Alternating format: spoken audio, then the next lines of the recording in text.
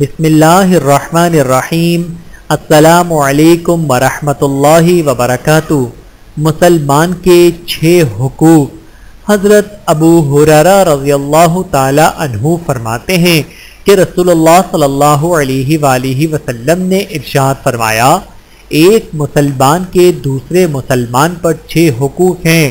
ان حقوق کی تفصیل معلوم کرنے پر آپ صلی اللہ علیہ وآلہ وسلم نے فرمایا، نمبر 1، تم جب بھی ملو اسے سلام کرو۔ نمبر 2، جب وہ تمہیں دعوت دے تو اس کی دعوت قبول کرو۔ نمبر 3، جب وہ کوئی نصیحت اور مشورہ طلب کرے تو مخلصانہ نصیحت اور دیانت دارانہ مشورہ دو۔